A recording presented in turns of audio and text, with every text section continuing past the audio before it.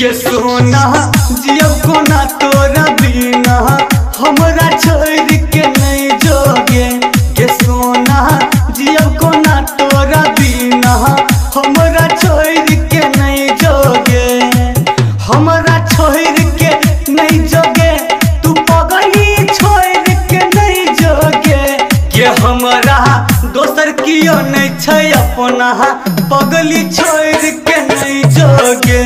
के सोना जियो कोना तोरा बिना हमरा छोड़ के नहीं जोगे। हमरा छोड़ के नहीं जोगे। हमरा छोड़ के नहीं जोगे। का हो डीजे चंदेश्वर पंडित जान लेबो का कि तोरले कोना सने हक धागा प्रेमक गीत गबै छौ अभागा। गे प्रेमक गीत गबै छौ अभागा। कि तोरले कोना सने हक धागा प्रेमक गीत गबै छौ अभागा। प्रेमक गीत गबै छौ अभागा। कि बीतल कतेक साल महीना हमरा छोड़ के गेला गे। ये सोना कोना जियब तोरा बिना हमरा छोड़ के गेला गे। हमरा छोड़ के गेला गे। हमरा छोड़ के गेला गे। का हो डीजे चंदेश्वर पंडित पूरा बिहार हिलेबो का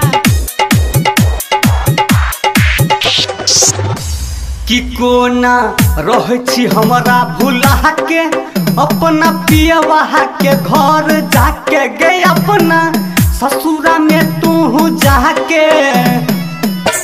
कि कोना रह छी हमरा भुला के अपना पियवा के घर जाके गे। अपना ससुरा में तू जाके। कि बनलै सावन भादो के नैना हमरा छोड़ के गेला गे। गे सोना कोना जियब तोरा बिना हमरा छोड़ के गेला गे। हमरा छोड़ के गेला गे। हमरा छोड़ के गेला गे। डीजे चंदेश्वर पंडित पिपरास चौक डीजे चंदेश्वर पंडित पिपरास चौक। कि डीजे चंदेश्वर भैया तोरा सब पूछे छो ए बैग कहिया। ससुरा सा बोले न ये बैग कहिया। कि राइटर मुकेश शर्मा भैया तोरा पूछे छो ए बैग कहिया। ससुरा सा बोले न ये बैग कहिया। कि नीतीश गाबै छो याद में गाना हमरा छोड़ के गेला गे। के सोना कोना जियब तोरा बिना हमरा छोड़ के गेला गे। हमरा छोड़ के गेला गे तू पगली छोड़ के गेला गे। के सोना कोना जियब तोरा बिना हमरा छोड़ के गेला गे। के सोना कोना जियब तोरा बिना हमरा छोड़ के गेला गे। जय मां काली रिकॉर्डिंग स्टूडियो फुलपरास चौक से 91 13 90 67 65 65।